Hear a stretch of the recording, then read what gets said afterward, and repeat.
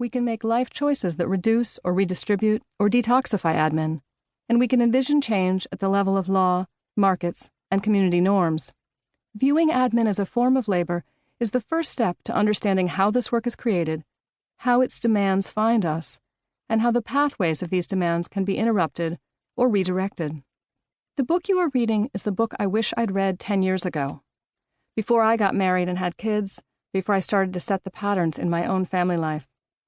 But even more so, this is the book I wish everyone who influences my life had read 5 years before that. If this book had been read by policymakers and employers, retail CEOs and creative entrepreneurs, educational administrators, and, yes, several members of my family, then maybe, just maybe, I wouldn't have an admin problem to fix. Does admin affect your relationships in any way? I started writing this book to fix the admin problem in my own life. One morning after my second child was born, before I had any idea that admin would become a research project, I sat down at my computer and started making a list of all the different kinds of admin I do. I couldn't have imagined this would turn into a book. I had only just begun to realize admin was a thing at all. And if it was a thing, it seemed to be only my thing. I was trying to make this thing visible in my home, trying to find a way to convey to my wife just how much time I was spending on the details of our household. Beyond that, I was trying to lay the groundwork for her to identify which of these tasks she considered necessary. Unnecessary was the term she often applied to the as yet unnamed admin when I first started bringing up tasks in that category. The tasks only I thought necessary, like writing thank you notes, probably weren't worth discussing further, a lost cause.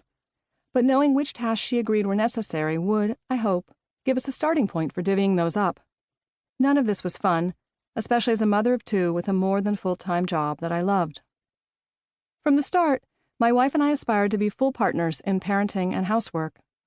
We outsourced as much of the latter as we could afford, and as much of the former as we needed in order to do our jobs.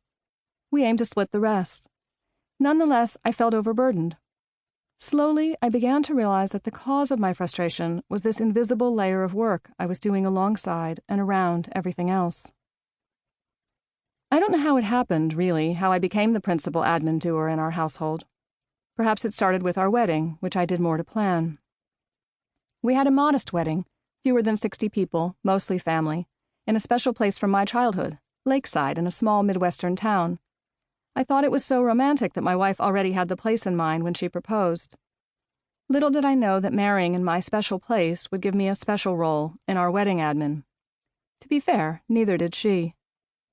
My role as doer may have started even earlier, though. She moved into my apartment, so I was already paying the rent and calling the handyman for repairs. The precise origin of our admin roles is unclear. What is clear is that I have not always been a doer. In my longest relationship before my marriage, I was definitely the non-doer. I was in fact so lackadaisical about admin that when my girlfriend and I moved into university housing for my new job, she called my employer's human resources people without asking me to make the arrangements. I was a little angry when I found out. Her call somehow seemed insulting or intrusive.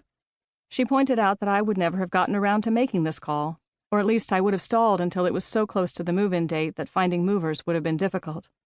She was right, and I ceased to be upset, but I felt newly aware of and a little embarrassed about my status as the non-doer. And so there I sat, in the winter of 2013, a married mother of 2 and a reluctant doer, and I was in a quandary. How could I convey to my wife what I was spending all those hours doing? And what could I say in our disagreement about the necessity and the value of this unseen labor? So I started listing these tasks. The results surprised me. The list went down one page and on to the next. More and more items kept coming, and they started to sort themselves into categories. This book had begun to be written.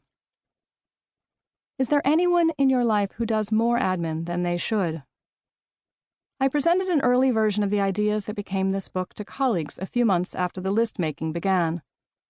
The reaction was far more intense than I had anticipated. Law professors in the audience talked as if I had seen right into their minds and marriages. Starting with that first presentation, I have heard again and again versions of the same response. You've given me a word.